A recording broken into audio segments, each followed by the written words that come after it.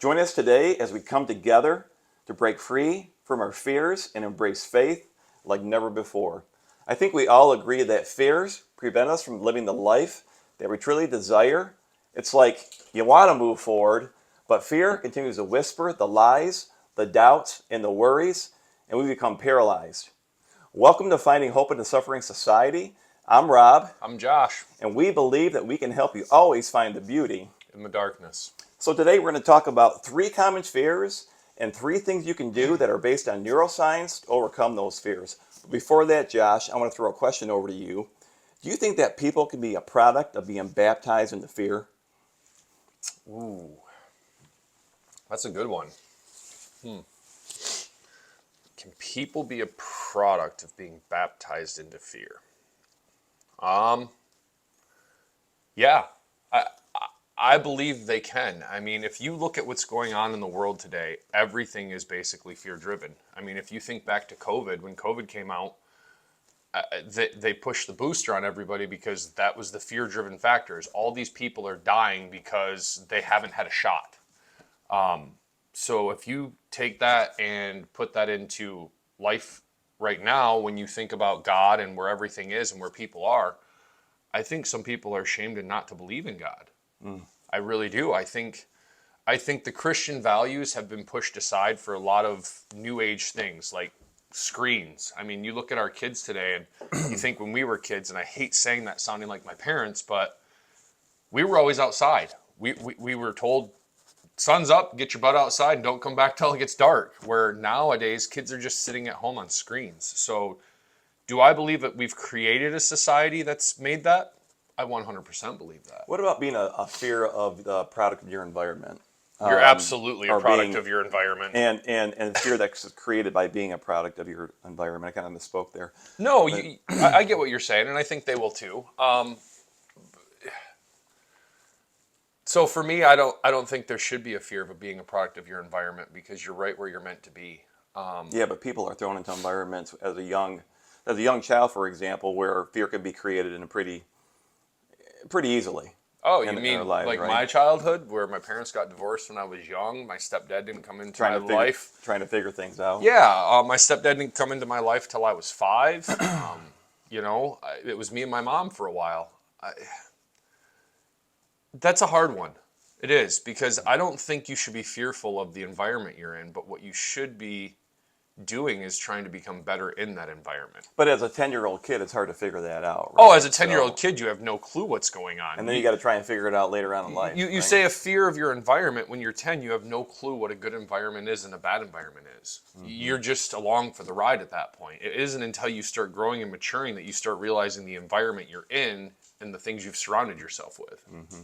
Yeah, and I think it's really hard to figure out life when you're in that chaotic environment like that. And it brings us really into kind of the first fear is fear of making mistakes, right? And you mentioned here recently that you made a mistake in the last video that you wanted to kind of clear up. Yeah, I did. It's something that I noticed as I rewatched the video when I was talking about mine and my daughter's trip to Texas. I said that she had brought up feeding the homeless, and that's not how it went. And honestly, I didn't even know I said it the way I did until I rewatched the video. Because what happened was we were walking through town and we saw the homeless people and we had the food, and I had brought up to her, hey, what do you think about feeding the homeless? Or, what do you think we should do with this food? And she goes, I don't know, we're just going to snack on it. And I said, well, what do you think if we give it to the homeless? And she said, that's a great idea, Dad. But in the video, I said she brought up bringing it to the homeless people. And I can't shoot this video if I'm not being transparent. I can't tell people to change the way they're doing things if I'm sitting here lying to them on camera. It wasn't purposeful. No, absolutely. It wasn't done with malice or purpose. It just the way it came out. But I wanted to make sure that we made a point to correct this, because if I'm telling you to change the way you're living, if I'm telling you to fix your flaws and mistakes, who am I if I'm not doing it? So one thing that people can do is admit to your mistakes, own up to it, and then move on, right? So that's it. So and that's it right there. Right. That's the key. So Yeah. now I've addressed my mistake, and guess what? We're going to move on to the next part of this video. Why? Because it's done and over with. Yeah. It's in the There you past. go. It's done. I'm not going to dwell on it. I'm going to move on. I like it. And that's what we need to start doing as human beings. That's part of what all of this is we need to start learning to recognize where we make a mistake, accept it, and move on. That's right.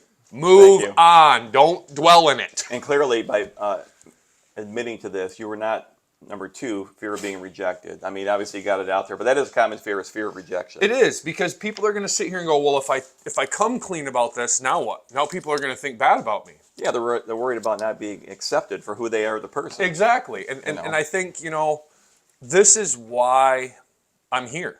Like, I've talked about it, and I've talked about it in previous videos. I should have died that night.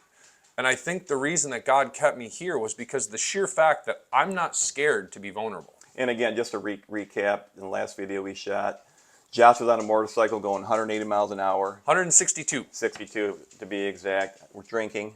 Oh, I had 2 fists of Crown Royal in my system. And he's still here and woke up the next morning, didn't know how he got in bed, correct? Correct. Yeah. So, but again, not worried about sharing the story about being rejected because he knows it's there to really help people. it's there to help people. It's there to help me. Yeah. Like, that's the thing. I want you guys to realize this is a growing moment for myself. It's me realizing that I made a mistake, addressing it, and moving on from it. And this video is not just about overcoming your fears. It's about getting more confidence in your life and also finding more purpose in your life. 100%. We want people to find purpose. So that's the thing we talk about, is serving into others. If you start serving into others, I guarantee you your perspective will change. When you start serving into something bigger than yourself, that's how I figured out how to navigate this stuff. And I'm not saying I'm the greatest navigator, because I make mistakes along the way. But the one thing I want you to remember is you never, ever fail. That's right. As long as you're learning from those mistakes, you never fail. That's right. So stop looking at yourself as a failure for your mistakes. That's right. And the third point, a very common fear, is fear of the unknown. We talked about this a little bit in our last video about worrying about the future. The unknowns are something that can get a lot of people.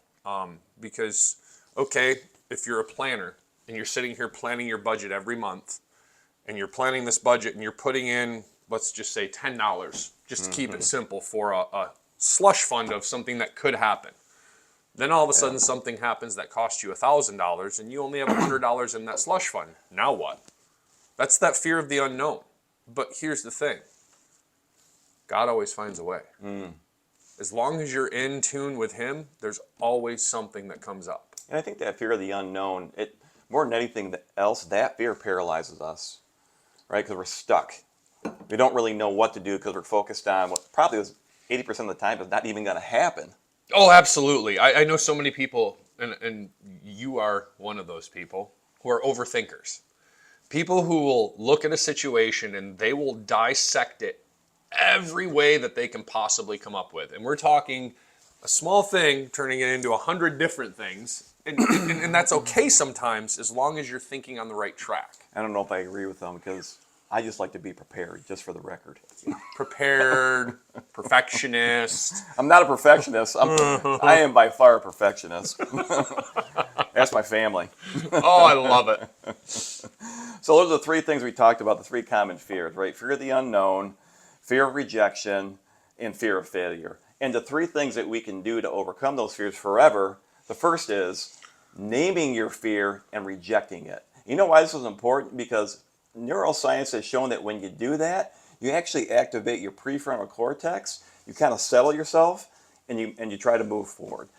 What are your thoughts around that? But see, this is the thing I was just talking about, that whole overthinker. Like, he talks about all this stuff in your brain that's going on. I don't think about that crap. But it's really based on science. And it's right. And he's right. But again, he's taking the time to sit here and research how your brain starts functioning when I'm you're always thinking. researching this stuff, by the Again, way. overthinker. Where I'm like, yeah, whatever, dude, let's go. But don't you think understanding how your brain works is a way to overcome your fear? I mean, if you really know kind of how this operates up here, you're going to be better equipped to move forward and do the things you want are. to do You're in going to your have the life. better tools Yep. to build what you're trying to build. I 100% agree with you that it is something that is good to know. But the thing to remember is, don't compare the way you think to the way he thinks or the way I think. Because everybody's brain has a different process. My brain is 1,000,000 miles a second running nonstop. Unfortunately, I'm sitting here shooting this video and my brain's on the job site right now that I'm not going to show up to for another hour. It's dissecting your brain and knowing how it works. So you have to break that part down too. Well, that's the second point is creating a new thought. So your point, my brain works differently than yours, clearly. I may need to Clearly. spend less time changing my brain patterns than you do. And you've done a Correct. really good job Correct. changing your kind of how you think, right, in Yeah, your life. I absolutely. mean, It's not easy. You have to change the way you think because if you stay where you were, you're going to stay where you are. It's not until you change your train of thought and your perspective that you can start moving forward. and it does create new neural pathways in your brain when you actually have a new thought. And the third point is taking action on that thought. That's probably the most important thing that you can do to kind of rebuild your brain. Having a thought is one thing.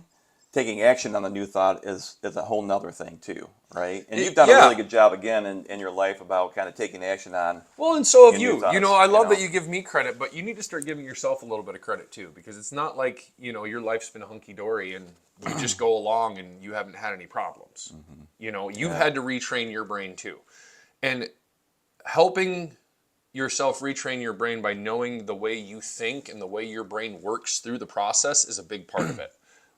That was a huge part for me in trying to understand because my brain is so ADD and ADHD and all over the place. I've had to learn how to function properly under societal norms. Yeah. As much as I hate saying that, that is real. Like you have to learn how to do that in a proper manner. But everybody's different. Like Josh said, all our brains are different. But these three things do apply To everyone. to everyone if you can actually do it. Again, name your fear, reject it, create a new thought, and then take action on the thought. It's that simple. And again, it's based by neuroscience. I mean, you jumped in here a few years ago. You started your own business. How many years ago was that? I mean, you're probably a little fear doing that It's been too, 11 right? years now. 11 years. You jumped in. You probably had a little bit of fear doing that, jumping in, going off on your own, or not you? Honestly, I didn't. No. I started my company because I got tired of making money for other people. That's literally why. I've been doing construction since I was 17, 18. I grew up in a tool and die family. I kind of went off the beaten path because my family sold the tool and die shop that I was going to college to work at. And I still wanted to work with my hands. I worked at Home Depot, Menards. I worked in lumber yards, and I kind of enjoyed it. And then I got into construction, and it was basically like, hey, this is what I meant to do. I kind of figured it out early because I loved being outside. I loved working with my hands. And it just got to a point in my eyes where I was like, all right, I'm making somebody else a bunch of money with my abilities. Why am I doing this? This is stupid.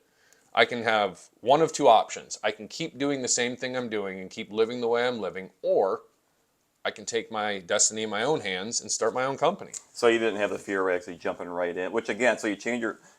Had I you not had had it- the experience in my career, like if I was to say, you know what, I'm going to go be an investment banker tomorrow. You want to talk about scared? I would be. but you went from fear in your life as a young child to really saying, you know what, I don't need to have that mindset for anything in my life going forward by applying these three principles. Right? Absolutely. You really kind of did that. And maybe subconsciously you did it, but you did it. And I did it because I saw something that I wanted. Honestly. Yeah. And so what do you want in your life? Peace. You want to get rid of fear forever? You do want that peace. So here's the call to action.